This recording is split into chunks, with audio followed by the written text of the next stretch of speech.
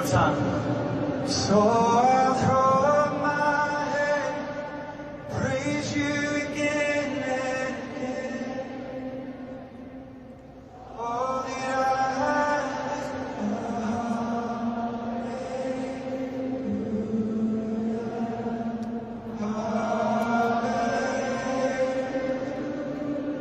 And I know it's not.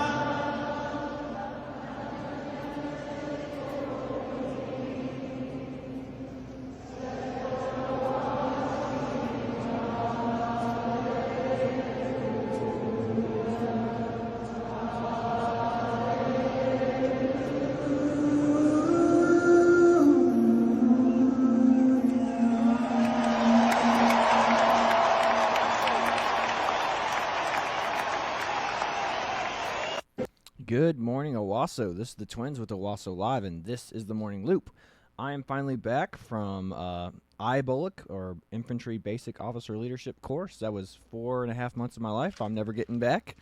Lots of training. It was tough to be away for that long. But again, I guess a lot of crazy things happened in the world while I was away.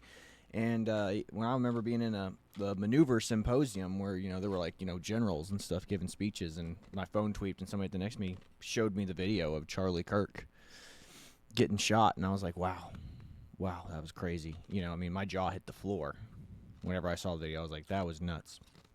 And I think, all of us there, military people, we were just, I just looked at him, and I think everybody sitting in the row with me while we were sitting at this, and so he's like, dude, he's gone. And we all knew, everybody in the military knew that was a kill shot. You don't come back from that.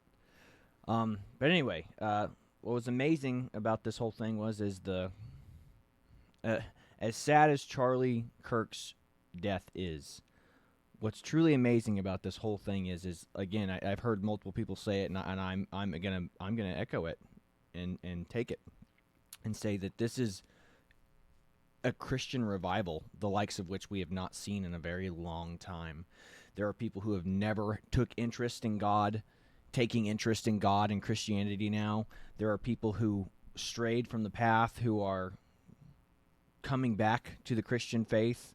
There are people on the left. There are people on the left right now who are changing their minds and changing to become Republicans because of the violent rhetoric that the left is spewing about Charlie Kirk's death. Again, if you don't take anything Charlie Kirk says out of context, the guy never said anything bad about anybody. His stance on homosexuality is not that aggressive and not that harsh.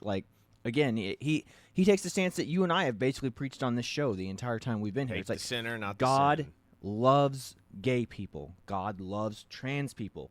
He doesn't love the sin in which you are living. He doesn't love the fact that you are gay. He loves you despite the fact you are gay. Mm-hmm. Same goes for trans people. People are struggling with that. He doesn't hate you because you're trans. He hates you. He doesn't hate you at all. He loves you so much, and it hurts him that you are living in opposition to his will. Yeah, that you are willfully turning against him. Yes. To live a hedonistic lifestyle. Yes, that's what it is. It's no different than whenever I lust with my eyes on Instagram, or I'm seeing pretty girls, or I decide to open up a web browser to a website I shouldn't be on, where lots of girls do bad stuff. It's all weighed the same. So that he doesn't, again, that's Charlie Kirk for you. He was not a radical. He was a moderate. Yeah. Charlie Kirk was the best of what the conservative movement had to offer, and he was the most inclusive of what the conservative movement had to offer. It's what I talked about on the show during this whole debacle. Is like Charlie Kirk is like the poster child of the mainstream Republican positions. Yes, he is white bread. He's milk. Mm-hmm. He is. He is the average moderate conservative position. Yeah. So and again, he was an evangelist too. The most important thing was that he was a man of faith, a man of God. Mm-hmm. And that's what's the amazing part about this. There's no riots in the streets. You know what you saw? You saw prayer. You saw people praying for Charlie Kirk. People who have not been, again, not interested in religion at all their entire lives. Mm-hmm. My fiance is living proof of this. She was not religious at all. Mm-hmm. And she was praying for Charlie Kirk. I mean, this is what's so amazing about what's, again, it's like Christ, you know? It's like everyone thought, well, once we killed this Jesus guy, he's just going to go away and disappear. It's never going to be an issue again. What happened? Jesus is the most influential figure that's ever lived. Mm-hmm. What happened to Martin Luther King? It's like, oh, somebody just shut this guy up. What happened? His movement transformed into something bigger. Same with Charlie Kirk. Yep. And again, it's amazing that so much, despite an act of evil, of sheer unadulterated satanic evil, Mm-hmm. a lot of good has come out of this. Yeah. And that's what's so great, is that not violence, goodness. Yeah. Which that's one of the first memes that I have pulled up here. But first, we're going to address Yes, this first. absolutely. Yeah. First, we're going to address is Donald Trump's big post that came out right before the funeral. Turning Point USA. I want to address something of disgust about a lack of an exit wound with Charlie Kirk. I am not usually interested in delving into most of the kind of online chatter, and I apologize, this is somewhat graphic. But in this case, the fact that there wasn't an exit wound is probably another miracle, and I want people to know. I just spoke to the surgeon who worked on Charlie in the hospital. He said that the bullet absolutely should have gone through, which is a very, very normal for a high-powered, high-velocity round. I've seen wounds from this caliber many times, and they always go through everything. This would have been a moose or two down an elk. Yeah, it would have been to taking down a moose or an elk, which is a 30-06 round, which is a very big bullet. It's a hunting rifle round. It's what the M1 Garand from World War II used to shoot. Whenever you wanted to shoot somebody and put them down and keep them down, that's what you used. I mean, that's why we wear level 4 plates in the military, is because we're prepping for anything above 7.62. Mm-hmm. Correct. Let me see here. But it did not go through. Charlie's body stopped it. I mentioned to his doctor that there were dozens of staff, students, and special guests standing directly behind Charlie on the other side of the tent, and he replied, "It's an absolute miracle that someone else didn't get killed. His bone was so healthy and the density was so impressive that he, like a man of steel, should have gone through and through. It likely would have killed those standing behind him, too. In the end, the coroner did find the bullet just beneath the skin. Even in death, Charlie Kirk managed to save those lives around him. Remarkable, miraculous. Andrew Colvett." And what's even more amazing about that is Charlie Kirk would not have wanted anyone else to die because he was a target for his own rhetoric. He would have been even sadder in heaven if somebody else had died because he was a target for hate. Mm-hmm. And guess what? Nobody died. Only one person died. Charlie. That's amazing. What a miracle. Again, you don't believe in God, believe in that right there. How do you explain that? You know what I mean? Like, it's unbelievable. So, again, Charlie Kirk is going to be truly missed. But what they did, you know, it is, if I can quote Star Wars here, you know, Mm-hmm. you know, if you strike me down now, I shall become more powerful than you can possibly imagine. Well, Obi-Wan said to Darth Vader in the first Star Wars. That's what's happening with Charlie Kirk right now. Yep. And I said he's at peace with the Creator. You know what I mean? It's amazing. Yeah. Which, bringing up the next one, like this right here I have pulled up is "We Are Not the Same," and this is from Retard Finder. He posted this. But he probably just reposted it, to be honest. But Yeah. it's "We are not the same," and this is the difference between the left and the right when when some person that they make a political figure gets killed. Mm-hmm. So the George Floyd riots versus Charlie Kirk's memorial. This is what we do! Everybody out! Get out! Damn, y'all!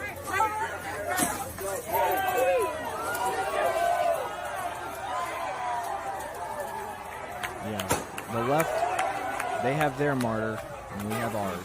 And look at what they inspired. This is what we do! Mm-hmm. Isn't that crazy?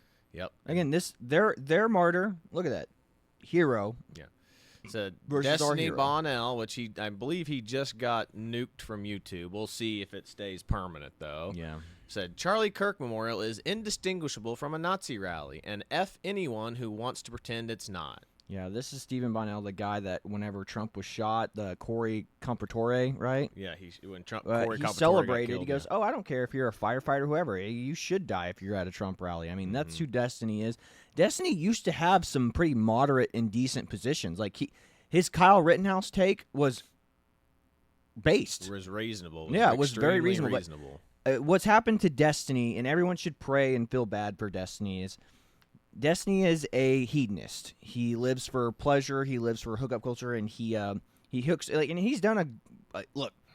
He's a loser. He looks like a loser. He is a loser, but successful in the dating market because of his streaming success and his video game success and his Twitch streaming success and his YouTube success.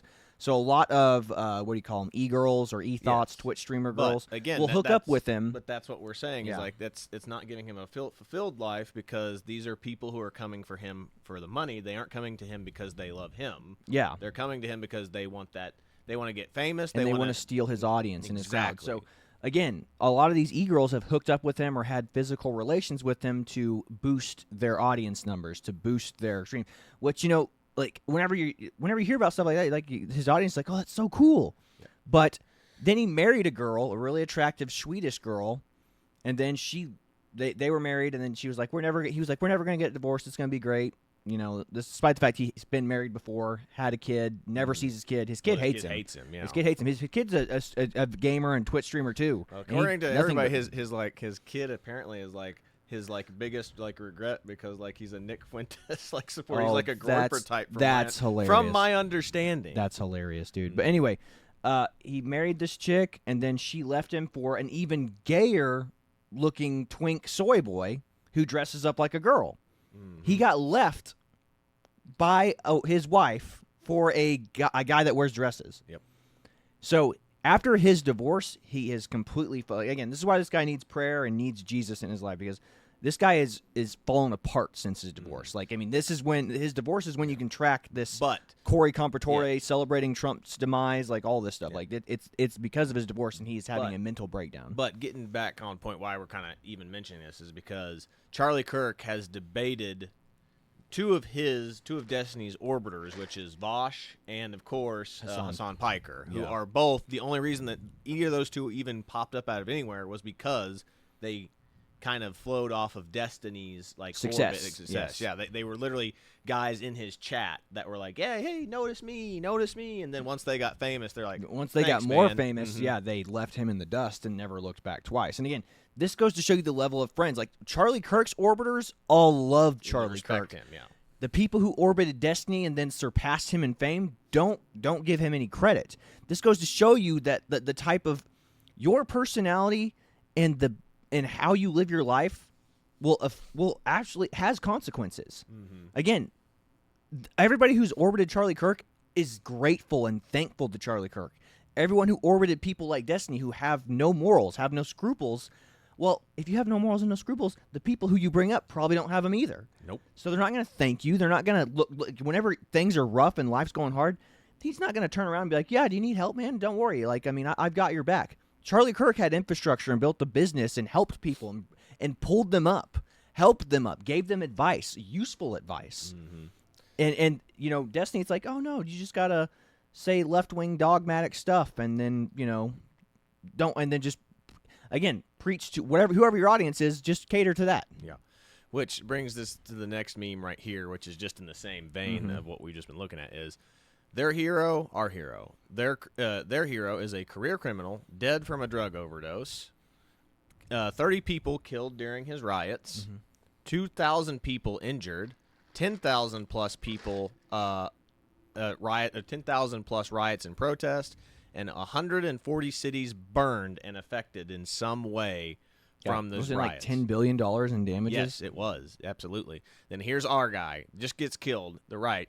Man of God, dead for speaking the truth. 0 people killed, 0 people injured, 0 riots and protests, 0 cities burned or affected. We are not the same. The left and the right are not even close to political violent levels. Yeah. It's absolutely ridiculous that we get compared on these moments. But the big thing is the next one I want to show is just like Trump called his wife. I mean, everybody spoke at this thing. Every major Republican and former liberal or Democrat spoke of this. Tulsi Gabbard spoke. RFK Jr. spoke. Pete Hegseth was there.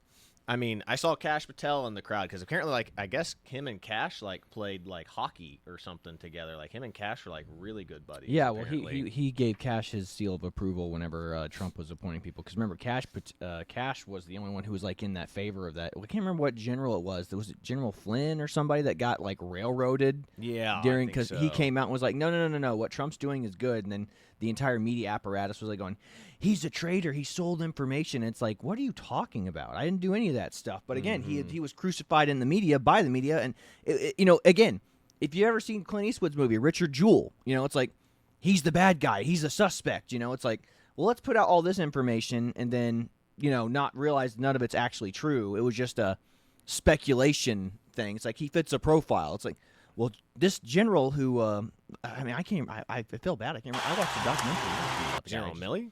No, General Milley's a douche. No, I don't remember which one. But yeah, no, I can't remember either. But I just know that Kash Patel was the only guy standing in that guy's corner, Gotcha. and that's why he took the morally right position, and that's why Kash Patel is in the position he's in. Mm-hmm. Yeah, but he called her out during his speech, at the end of his speech, and like just a powerful.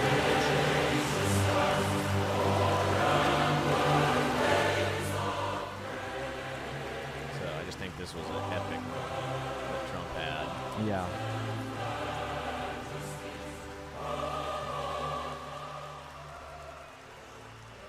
The fact that she even had the strength to come out there on stage and give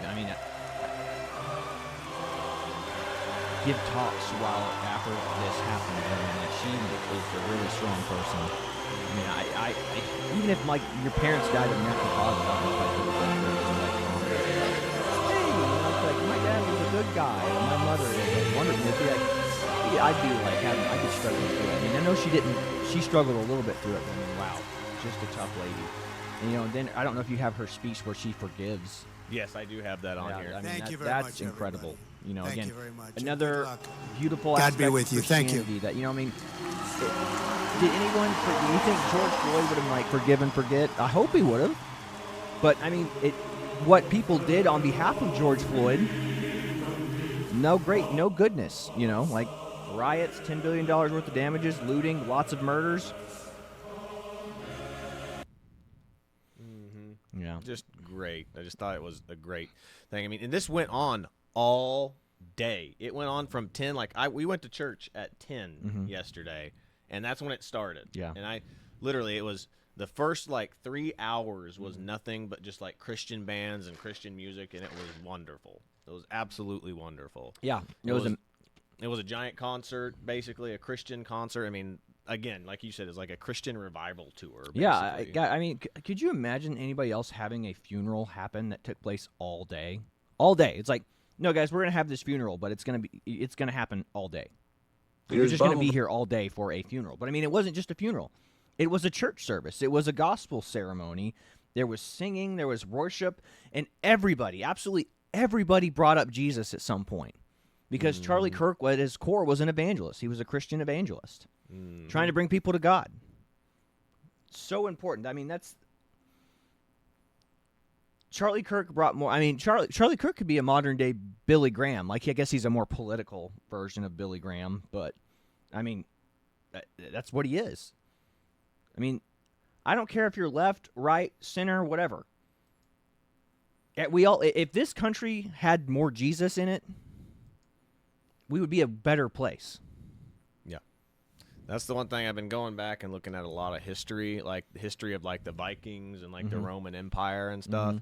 And the more Christian that the nation came, the more wonderful the place became. It's just it coincides. You can literally track how nations became civilized if you track Christianities. Yes. It's absolutely insane. Yeah. It's what will eventually what takes a country from second world country to a first world country is Christianity. Now it's not absolutely insane. and it's not going to say that we're going to create this utopia overnight, but if you have Christian morals and Christian ethics pushed into the baseline and it's built into the foundations of our culture here in America, You're going to have a significantly better place. It's not going to be perfect. You're still going to have murderers. You're still going to have sinners. You're still going to have demons and evil spirits working Against mischief you. and havoc in the world.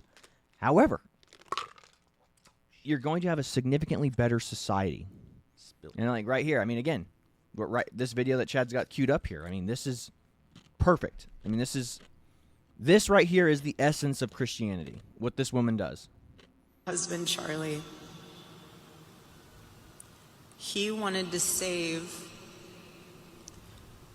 young men just like the one who took his life. On the cross, our Savior said,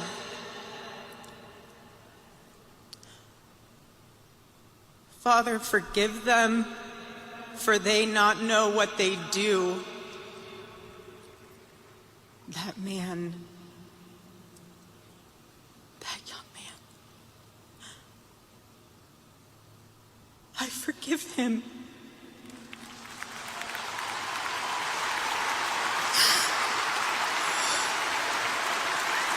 And that was met with thunderous applause. With people up there crying. And just for the record, the left does not believe this. The left would be like, silence and kill all people who oppose All us. dissenters. Mhm. Yep. I mean, imagine if she had said, I want war. She could have weaponized the entire Republican Party right there. But she didn't. She chose forgiveness because she's a follower of Christ. Mhm. Forgave the man that killed her husband in front of her and her kids. For speaking his beliefs and Yes. the truth. I mean, that's beautiful. I mean, that's, again, the essence of Christianity right there. Forgiveness. Again, nobody's rioting. People are praying. There are people out in the audience in tears, in shambles, because this woman has the strength and the courage to forgive. The same way Christ did. The same way that all of us are sinners, and he's forgiven all of our sins so we can have eternal life and live in paradise with him.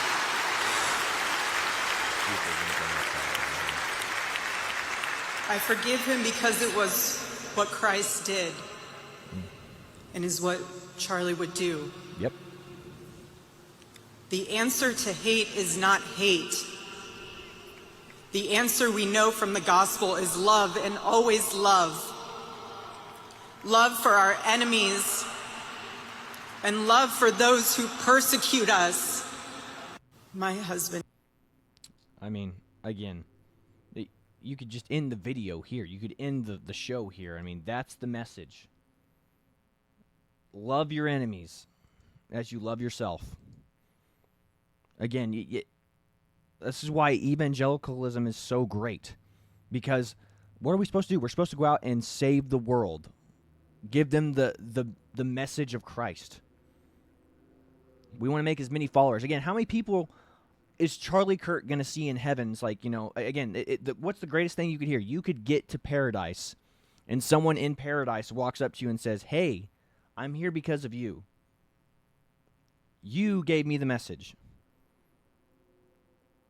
How amazing is that? How amazing would it be in the afterlife? Somebody walks up to you and goes, "I'm here because of you.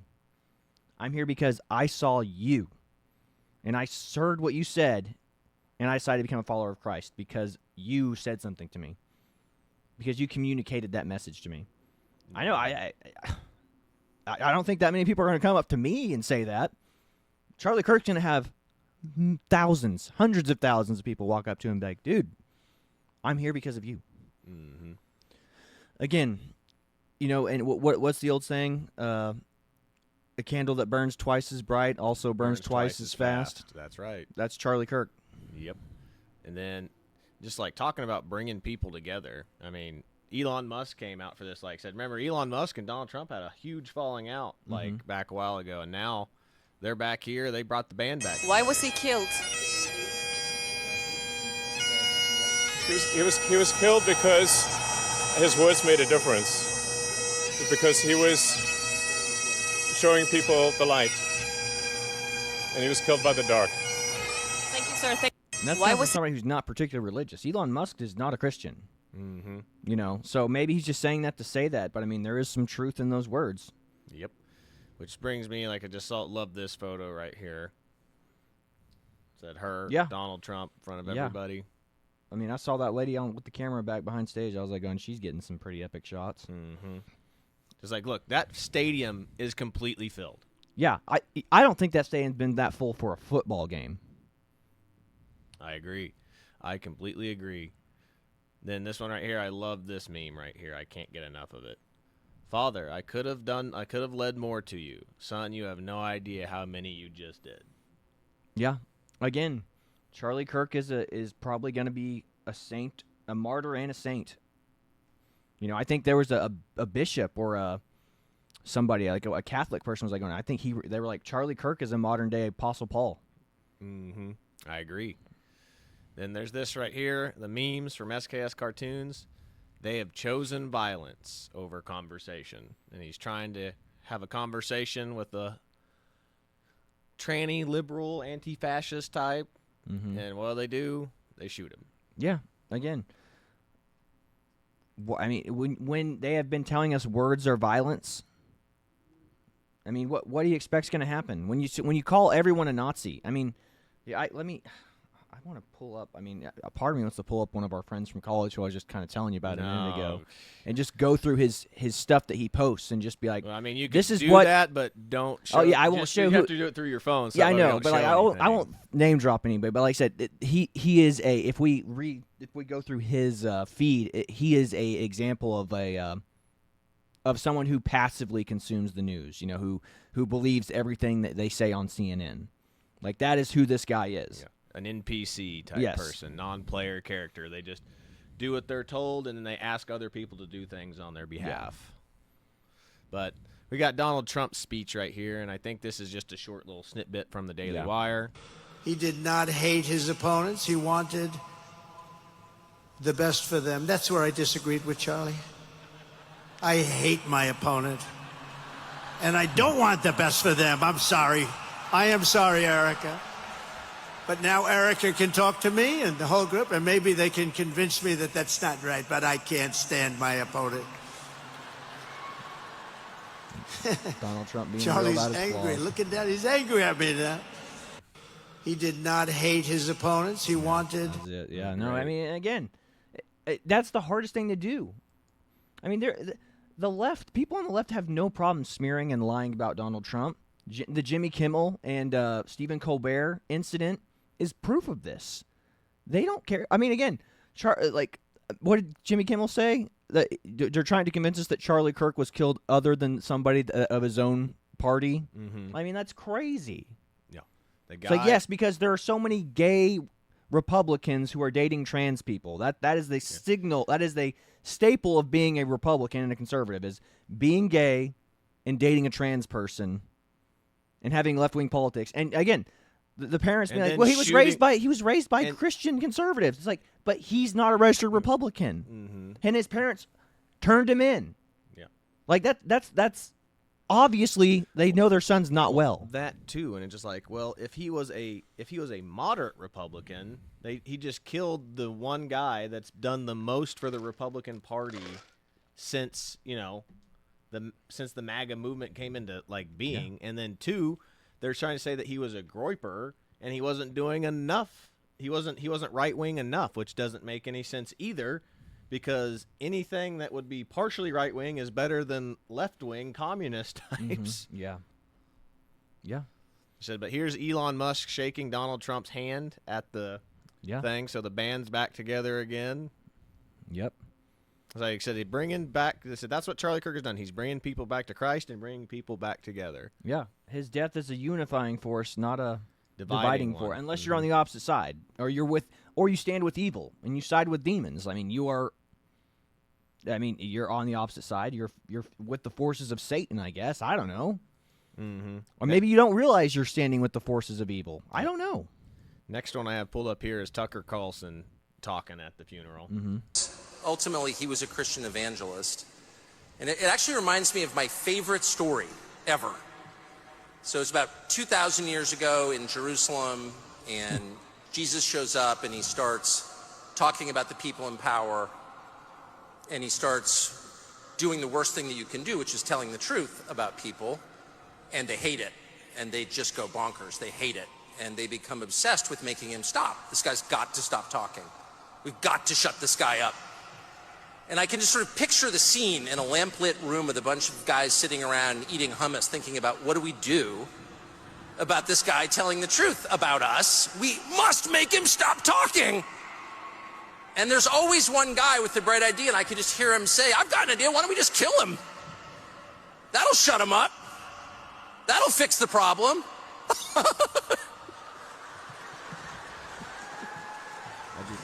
It doesn't work that way. Yeah, he does have a weird It laugh doesn't there. work that way. Everything is inverted.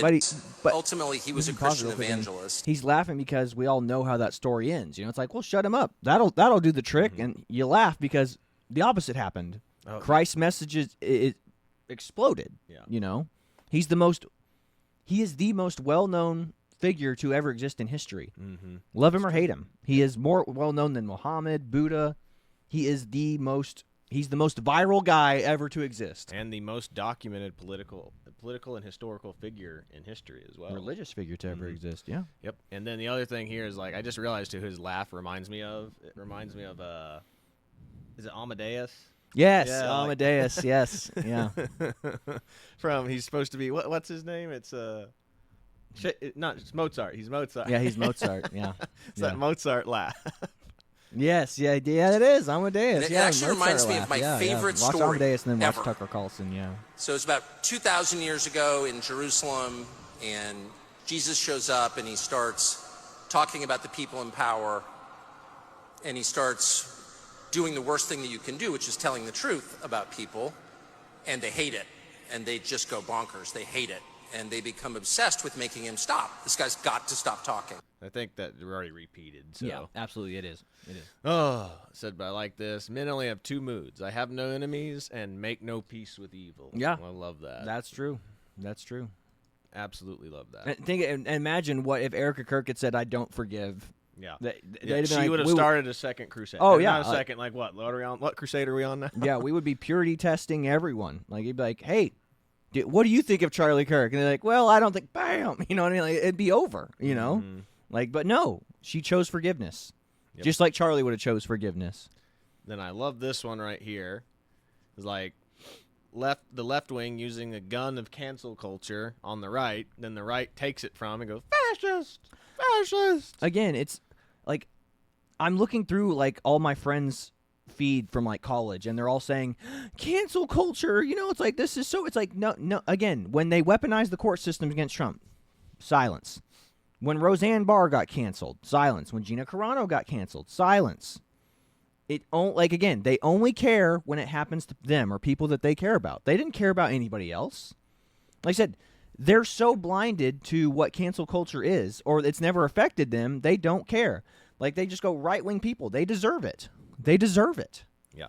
Like, again, friends from college posting these memes, like going, we were talking about this like 5 years ago, this whole cancel culture thing. It's like, and now it's affecting you. Again, it's consequence culture for what you've done. It's like, oh, you have consequences for what you say. Again, we don't care anymore now. Like, you've used this cudgel against us for a long time, and now you guys are upset when it's happening to you. We don't care. Yeah. Well, it's the way I've heard is like Republicans and Democrats or any type of political parties are playing a board game together, whether you want to call it chess, checkers, whatever. We're playing a board game, and they've set the rules.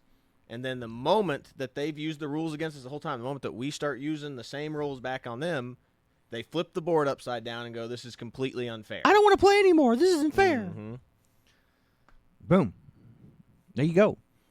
Again, they flip the table upside down. They crap on the table. It's like, this is game stupid. It's like, you invented the game, you made the rules, and then we finally understand the game, and we start playing it the way you've been playing it, and you're like, that's not fair. Mm-hmm. Tough cookies. Yeah. Which brings you to this next meme here. It's it's like a Chinese communist-like party-looking guy. Yep. It says, Democrats in 2020 to 2024. We are in charge now. Everyone is gay. Your children belong to us. White people must suffer. Freedom is over.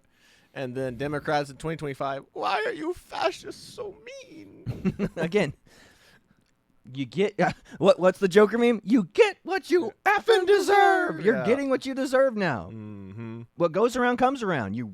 Maybe if you guys were more like Christ and you forgave your enemies and gave them the benefit of the doubt, you wouldn't have this happening to you now. Again, you reap what you sow. Mm-hmm. Let's see here. I've got this. I'm not sure what this video is. I sent a bunch of stuff, so I'm not even sure. But this is Charlie Kirk speaking. Ever be the best version of yourself if you allow other people to convince you that you can't be better because of your skin color, because of your sexual identity, because of the community you came from. You must resist those narratives at all costs if you truly want to be successful in America. You will never. That's that racist person that thinks that nobody else can succeed in life. That's that racist guy who's holding black people back and keeping minorities and women from becoming all they can be. That's that guy right there. Yep. Next one I have here, you don't get assassinated for lying. And a lot of people, and like I said, Malcolm X is in here. Yeah, it's because a lot of people say flipped, that he flipped his ideology. He Yeah. used to be like, violence is the answer. And then he turned around and goes, nope, violence isn't the answer. We have to look to peaceful solutions. And they were like, this isn't the Malcolm X I want to follow. I want to follow the mean, angry one that was all about righteous indignation, not the forgiving, loving guy. Yeah, but Malcolm X, MLK, JFK, and Robert F. Kennedy, the senior. Yeah. So, yep. Then there's this. These are uniformed officers being arrested for posting that they're glad that Charlie Kirk was assassinated. Yep. And this has been an ongoing theme of like the Trump administration going through, and Pete Hegseth, the Secretary of War, going through and putting a silence to these people and having them removed. Which, I mean, if you're advocating for political violence against your own citizens, the whole point of the United States military is to defend your citizens, your fellow citizens. Right here, guys. Right here. Look, when I took my oath, I didn't swear to defend a president. I didn't swear an oath to defend a political party. I swore an oath to defend the Constitution.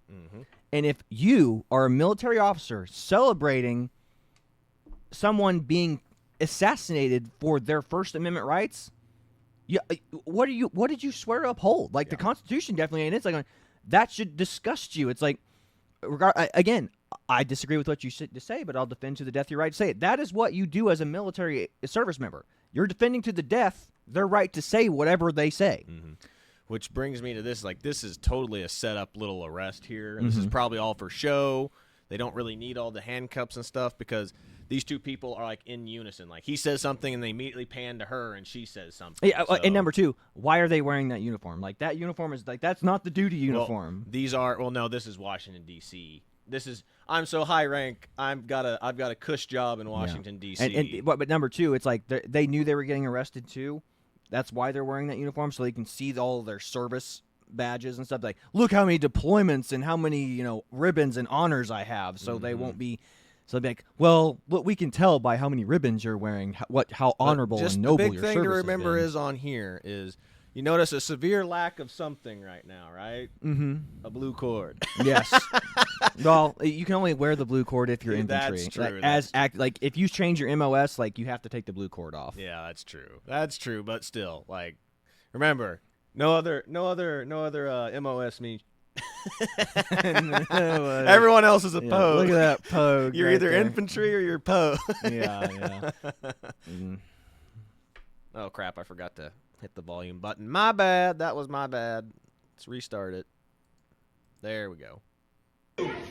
Every American sitting at home right now needs to realize that you are paying for a genocide. Take this one. Rise up, America! Rise up! It is time to take back this country from these corrupt politicians. It is time. It is beyond time.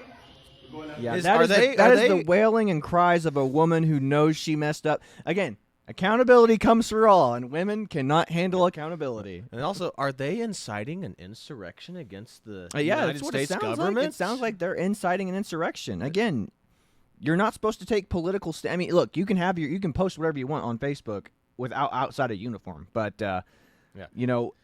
again, it's the mentality that they're bringing to the workplace. You know, again, if these guys are working in D.C., I don't know what their jobs is or what they do, but it's yeah. the same thing as like, are these the type of like officers, or or leadership, or like in professors' case, teachers that are influenced by if their students' politics don't align with their own. Yeah, I mean, you're not getting that promotion. You're not. Yeah, again, I would not want these people writing up my NCOER, my NCOER or my OER or whatever. Like, hey, are you like? I mean, again, it's like if let's say I was under his direct command, I'm posting the pro Charlie Kirk, forgive and forget mentality. It's like follow Christ.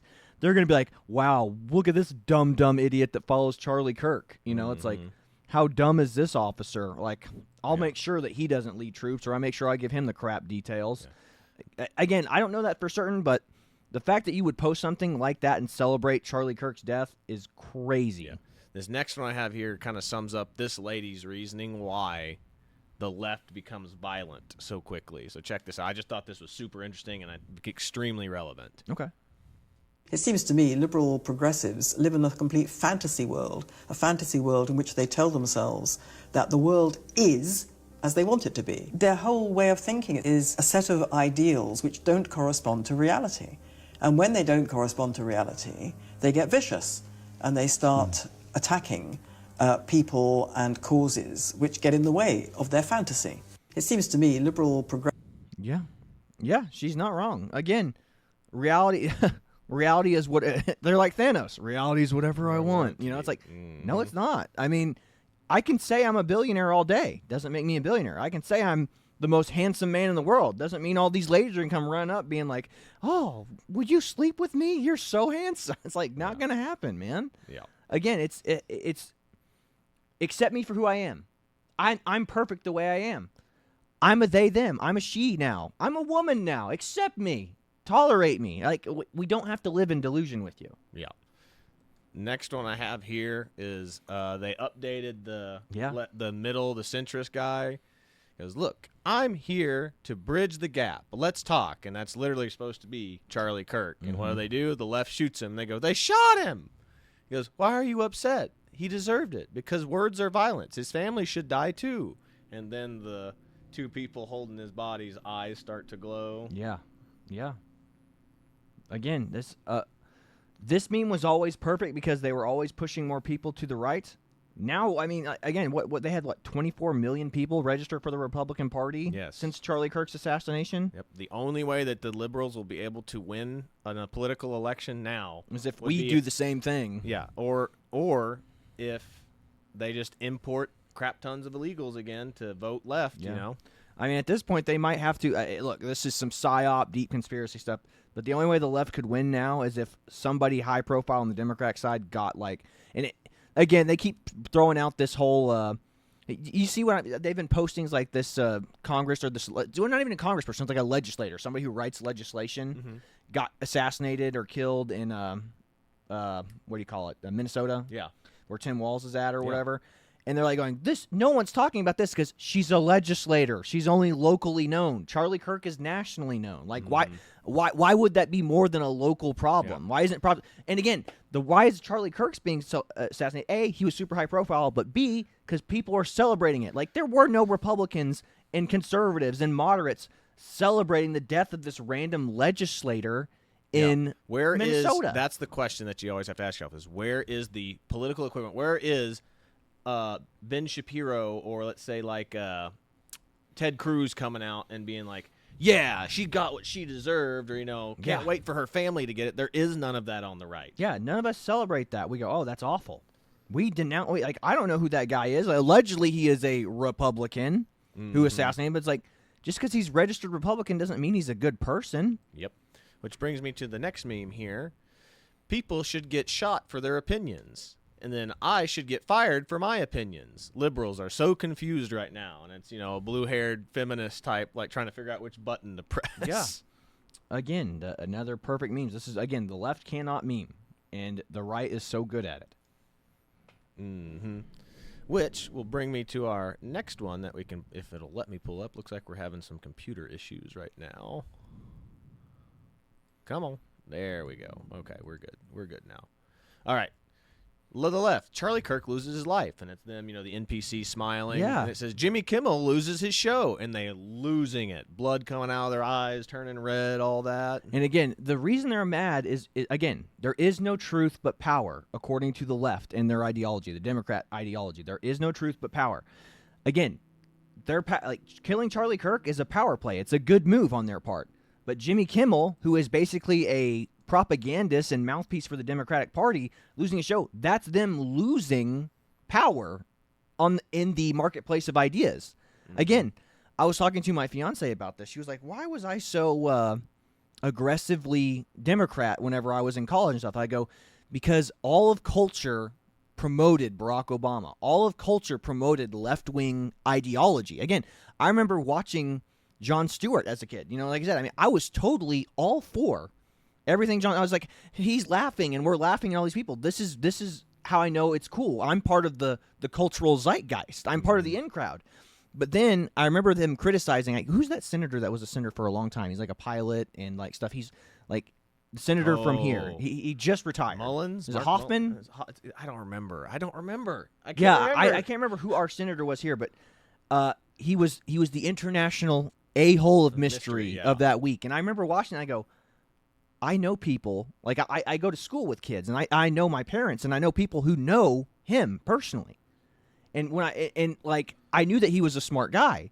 And I was like, as a kid, I was like, why is he the international a-hole of mystery? It's like, I know people that know him. I know him I don't know him personally, but I know people who know him personally. They're like, yeah, he's a stand-up guy. I'm like, Jon Stewart is willfully misrepresenting probably a position he took on legislation, because he was like, again, not explaining the whole thing. He's like, I don't want these people to be taxed for this particular thing, or I don't think that I want this piece of legislation removed from this bill. I'll vote on it, but we have to remove this part. Mm-hmm. But Jon Stewart just goes, he's the international a-hole of mystery, and everyone laughs. Well, exactly, but that's what they always talk about. That's what happened with like the big beautiful bill, and then that one, the border safety bills. Like, there's a bunch of stuff in that bill that you don't want, that nobody wants in there. But they're like, the moment that you don't pass it, the you're liberals come against out. it. Yeah, you're against it. The Republicans didn't want the border safety at all. Yeah, but again, that's what I'm talking about. It's like Jon Stewart's able to do that. Like, again, imagine a kid who wasn't from Oklahoma who doesn't know that guy. They just be like, yeah, that guy's a douche. It's like, and people from Oklahoma are dumb for voting for him. It's like, if I hadn't had that clarity where I was like, I know people who know that man, and the people that I know that man, I respect them. Yep. Like, why? Until it personally affects people around you, like, again, we can ridicule. Like, it's like a person from New York laughing at Texas stuff, or it's like somebody from California laughing at somebody from North Dakota. It's like, you're tribal because of the area and where you're from. If you don't actually analyze and dissect those ideas, again, this is what comedians do. This is why Jon Stewart and people like Jimmy Kimmel and Stephen Colbert are so bad for the culture, or so bad for political discourse. Because all they have to do is crack a joke at their political opponents, make them the butt of the joke, and everyone's laughing at them. And what happens when people are laughing at you? They don't take you seriously.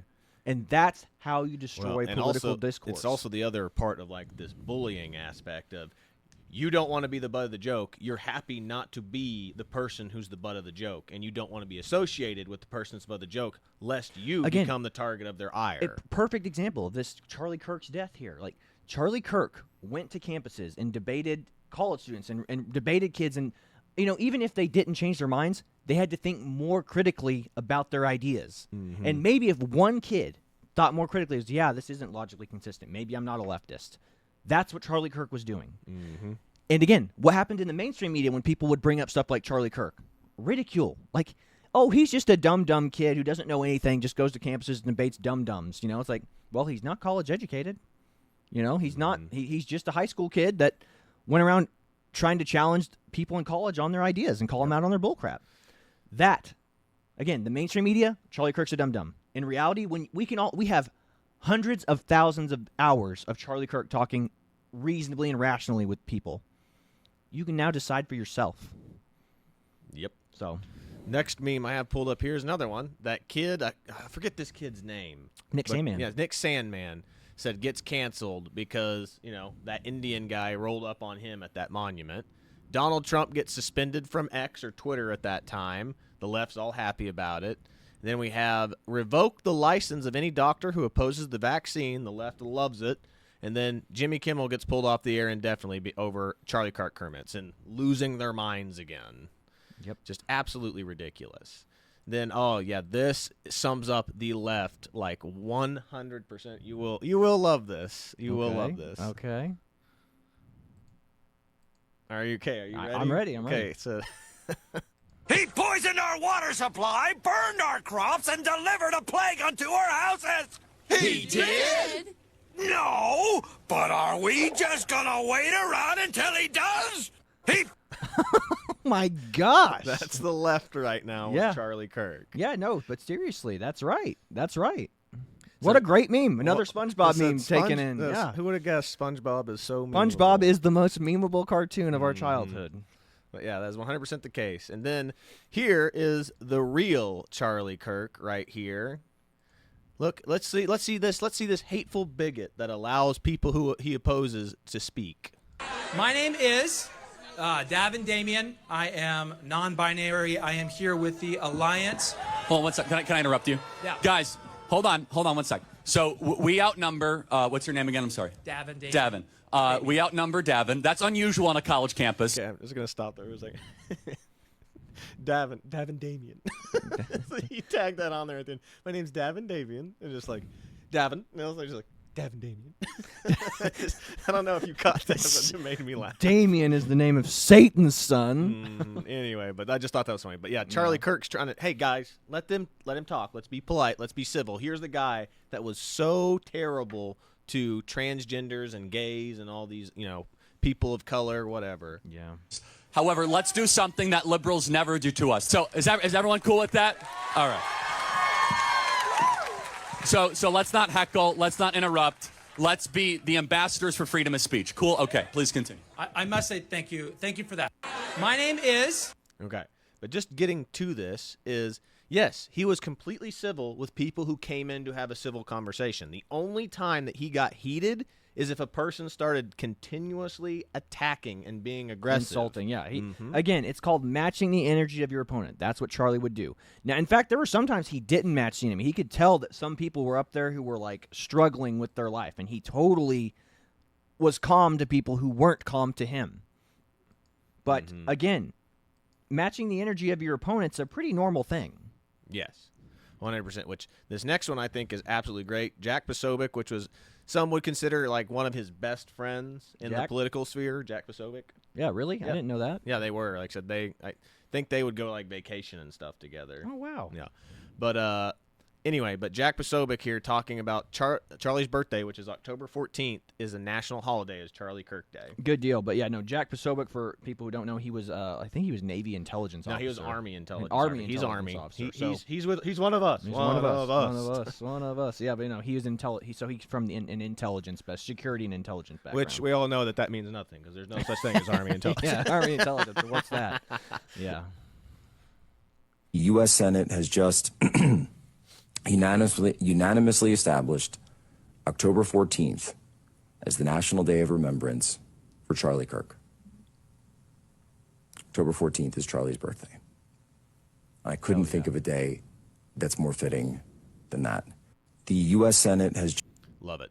Absolutely love it. And then just remember, we're gonna have a talk about her later. But AOC straight up was like, "No, we shouldn't do this. He was a racist, bigot. We can't believe we're giving him a national holiday." Well, we should. Charlie Kirk deserves it. Here's the thing. Martin Luther King has a day. Charlie Kirk gets a day. Mm-hmm. If you don't want Martin Luther King to have a day, if Charlie Kirk can't have a day, Martin Luther King can't have a day. Yep. Next thing I just have here, this is a great saying. Me saying love means tolerance, but bro says love that tolerates evil isn't love. It's cowardice dressed as compassion. Yeah, that's true. That's very true. Again, Christians, don't get it twisted. Love your enemies, but at the same time, don't be a doormat for them either. Mm-hmm. Stand up. Again, what is it? What was one of those things? I don't think it's a cry. I don't think it's in the Bible, but it's like, I think the Lord sent. You're sitting at some tables the Lord sent you to flip. Yes. You know what I mean? Yeah. I think it was one of the disciples that probably said that, but yeah, I don't. Yeah, you're breaking bread with tables you were meant to flip over. Yes, absolutely. But here is Charlie Kirk. This is actually Charlie Kirk saying this was a Turning Point USA event that I think several other like high-profile conservatives are, but the two big ones at the table right now are Tim Pool, who's not right-wing. He is literally a liberal, a centrist left. And like he just took a political test again. He's actually pretty far left. Yeah, on that's it. not surprising. But anyway, the point of this is it's Charlie Kirk, James O'Keefe, Tim Pool, and there was a few others. I think. Well, you mean there's people with different political opinions sitting at a table with Charlie Kirk? Who would have guessed? Yeah, but anyway, check this out. Like I just love this. Talking to me about how afraid he was. He should resign from the ministry. And I said to the person, So what's holding you back? Fear. It's irrational. what's the worst thing that can happen to you if you tell the truth? What are we actually afraid of? Lose my job. And then I have 2 little kids at home. We have a house. I have a wife. I have a mortgage, I have a wife, I have a kid. So you're confronted with this horrible decision. I either do this job and I can't live with myself, or I tell the truth and I lose my job. And what I'm seeing is the trajectory of people, you know what, I'm gonna tell the truth and lose my job. James O'Keefe, we're so blessed and thankful that they're back and fighting stronger than ever. Right, Tim? It's amazing to have you guys on stage together. The truth will set you free. That's right. The truth shall set you free. You are invited to our training on Monday. We are going to be doing a training at the... I love it. That's I love awesome. Yeah, again, the truth shall set you free. Again, do you want to take... if somebody offered you $1 million to lie... It's like, would you do it? You know, it's like you would feel so guilty. I would feel so guilty about it. I couldn't do it. I'd be like, I would rather live in abject poverty than not be able to live with myself as a person. Yeah. Well, it's the same thing. It's like it's the same thing as at the store. I was at the grocery store, and there was a little old lady behind me, and I had pulled out a coffee, you know, one of those Starbucks coffees things out of the fridge, and I had gone through checking and everything, and I wasn't paying attention to like them to check it, and then I looked back at the person. I was like, "Did you get this? Did you get this coffee?" And they looked back at the receipt. They go, "Yeah, I got it." And I was like, "Oh, thank God!" Before I walked out, and that lady said, "That was so nice. Most people would have just walked out of there and not paid." And I go, "I wouldn't have been able to live with myself if I had taken that." You know, and it's like something that was barely like $3. Yeah. You know? Again, you know that's the type of lesson. It's like it's not what you do when people are looking. It's what you do when people aren't looking that matters. You know what I'm saying? That's sin. That's the nature of sin. Again, if more people believed there was an all-knowing, all-loving, all-powerful God watching over you, it's like, are you going to run that red light? Are you going to run that stoplight? Are you going to take that Starbucks drink out of the machine and, you know, not pay for it? Again, if we had more people like that, we would live in a better society. Again, it's the shopping cart thing. It's like one of the indicators of a healthy society is whether or not people push their shopping carts back to the shopping cart kiosk. Yeah, that's an indicator of a healthy society. Because I have a civic and moral responsibility to do this. That's true. That is 100% true. Like a good society, people will return things that don't belong to them. Like whereas if you're not in a good society, oh, that cart, I'm just setting it beside my car and I'm leaving.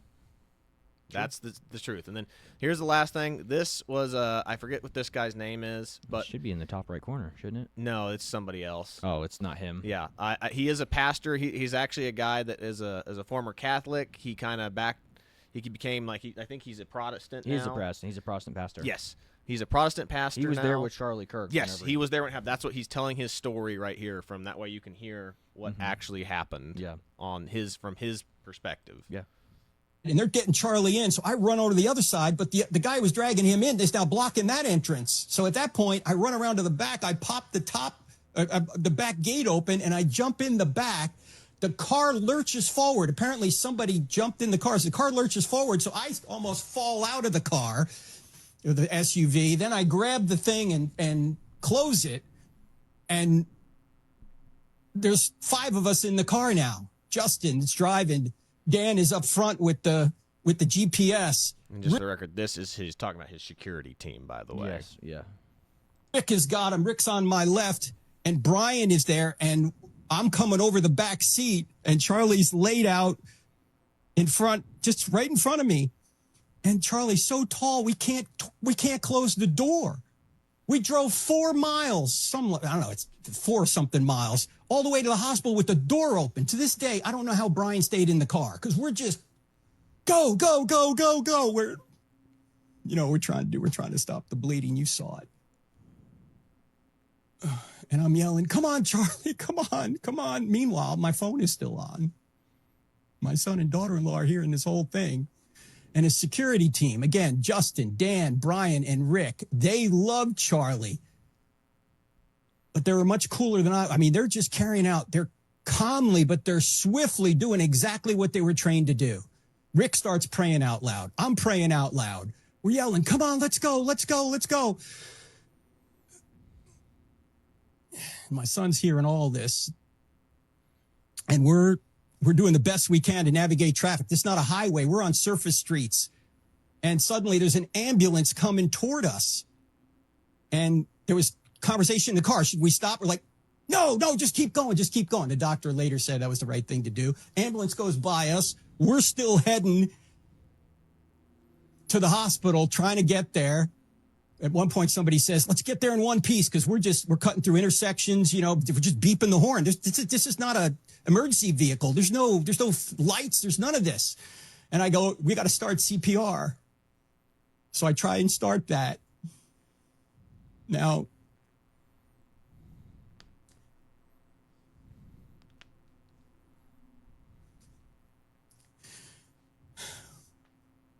Charlie wasn't there. His eyes were fixed.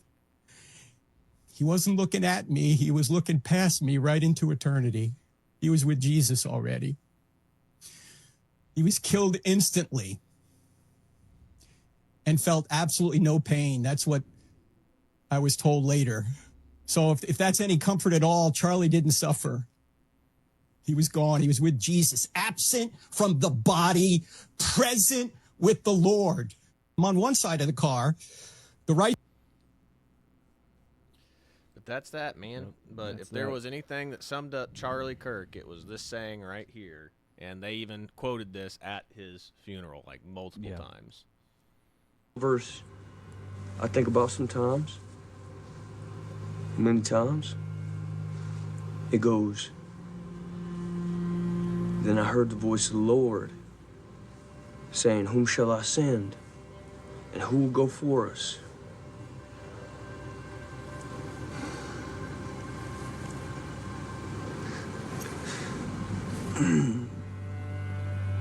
And I said, here am I. Send me.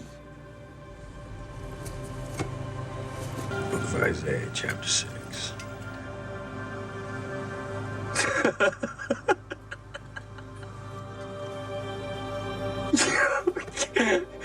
Yeah. Exactly right. Yep. That's here am I. Send me. That's Charlie, man.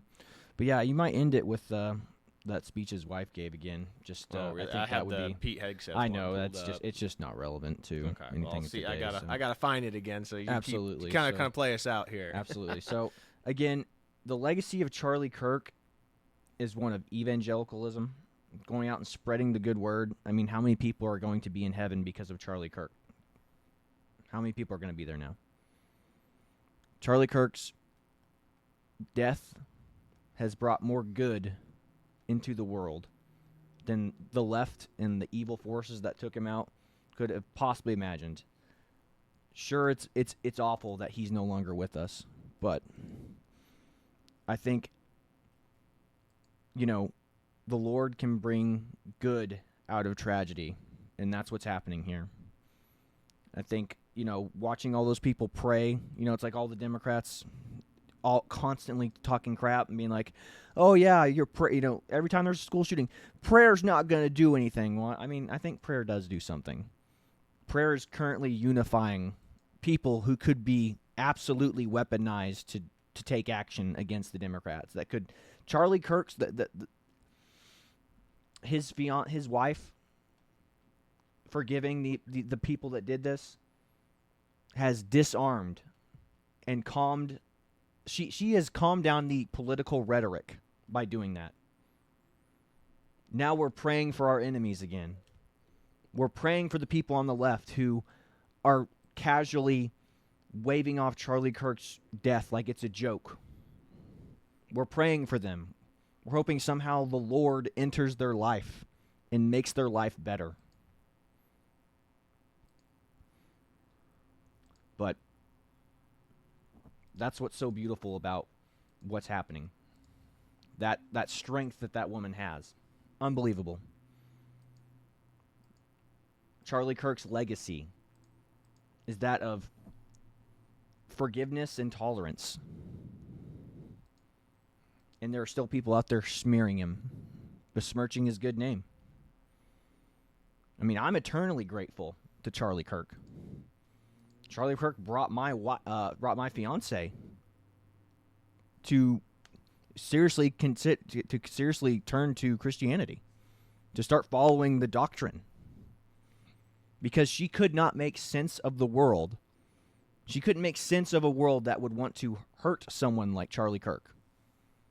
I didn't even know she's been following Charlie Kirk for like a year now. She was absolutely devastated when she found out he died. Devastated. Like, she called me up. She was like, "Is that video you sent me real?" And I was like, "Oh, I accidentally sent that to you. I was sending it to, my conservative group of friends. I just accidentally hit her name on the list in my phone because I was just sending it to a bunch of people that I knew that hadn't sent me. I knew if they hadn't sent it to me, they hadn't gotten it yet." And then she was like, "That's AI, right? Like, that's not real." And I was like, "You know who Charlie Kirk is?" And she was like, "Yeah, I love Charlie Kirk." And so I mean, like, I'm eternally grateful for Charlie Kirk and his legacy. Brought my fiance to Christianity. Didn't even know it. Yep. I've got that video queued up and ready. Absolutely. So yeah, again, God bless you, Charlie Kirk. God bless his family. God bless your family. His friends. Anybody. God that's bless the suffering. impact you left on the world. Mm-hmm. You gone too soon, but your legacy will not be forgotten. Again, I'm eternally grateful to Charlie Kirk, and always will be. I mean, he's up there with the Lord now, probably a martyr and a saint now. So, again, to all those who are sending Charlie Kirk hate and not wishing him well, I'm praying for you too. You know why? And there's nothing you can do about it, because that's what Charlie would want. He wants us to pray for you and to forgive you. So, again, What was that meme? I forget what meme it was. It's a meme of somebody going, me. It's like praying for my enemy. It's like a scumbag meme, but like says him going to church. It's like me praying for my friends that aren't religious. No, to come down. no, it was me praying for my enemies, Yeah. even though they hate me. It's Yeah. like, Yeah, exactly. You can't stop me from praying for you. Yeah, Yes. which that does bring me to, like, when I told you, I was what we talked about just before, just like to kind of wrap it up, was I was watching like a history of the Roman, like how bad like Roman executions were in the Colosseum. Yeah. And it was a Roman soldier that was, because they eventually just started just grabbing all the Christians they could get, because they thought the Christians were fanatics. Yeah. But this lady that this Roman soldier had cut off her arms and legs and burned alive, and she was still saying that she forgave him. And he was like, "What?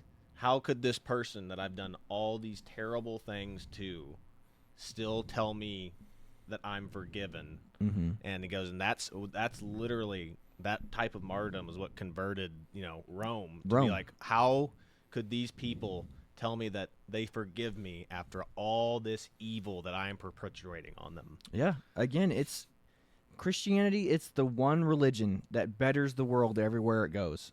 It impacts and has a positive value. You can't say that about Islam.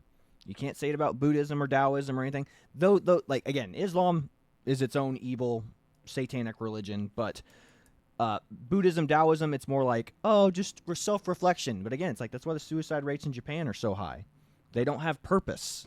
It's like and if you don't succeed in this world and becoming like super famous or super relevant, like, you failed. Yeah. You failed because you don't have a legacy. You don't have an impacting legacy. And again, that's why the isekai genre, the transported to another world genre in Japan, is so popular, that anime style, because there are so many people that do what do you get? Thankless jobs, and they have nothing to look forward to other than at the end of the day. Yes, that's the issue. Is like, I don't have a legacy here, so I hope my next life I do something of note worth or value or whatever, and just like Christianity gives you that fulfillment without any of that stuff. It's like Exactly. what you are important. God has a plan for you. Not everybody's plan. I mean, not everybody can be the 1% like Charlie Kirk that's going to be known globally, you know. But your impact still matters. Again, quoting a movie here, it's like, what does Maximus say to his soldiers before they go into battle? He goes, what we do in life echoes in eternity. That is true. Again, right now, you are living, the life you're living is you looking back on the life you led. It's like, you'll look back at this moment in eternity, and you'll be like, did I follow Christ in that moment? Did I do what was right in that moment? That is the legacy of Charlie Kirk. I think Charlie Kirk can look back and be like, I think I did a pretty good job. I wasn't perfect, but I think I did a pretty good job. And again, I'm eternally grateful and thankful for that someone like Charlie Kirk got to live in this world and left the amazing impact and the positive impact on this world that he did. So again, thank you, Charlie Kirk, and God bless you. And that's all we've got for today. Be sure to like, share, and subscribe so you too can stay in the loop. But that's really all we've got for you today, everybody. We'll catch you on the next one.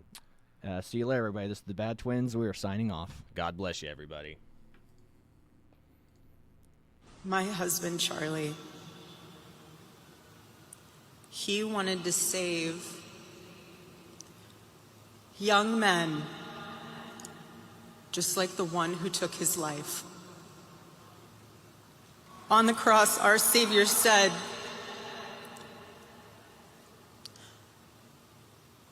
Father, forgive them, for they not know what they do. That man, that young man,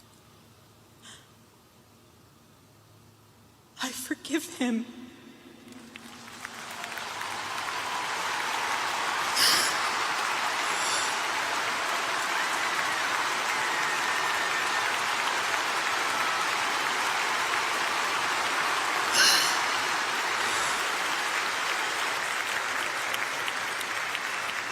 I forgive him because it was what Christ did and is what Charlie would do.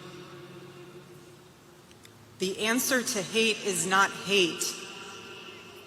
The answer we know from the gospel is love, and always love. Love for our enemies and love for those who persecute us. My husband.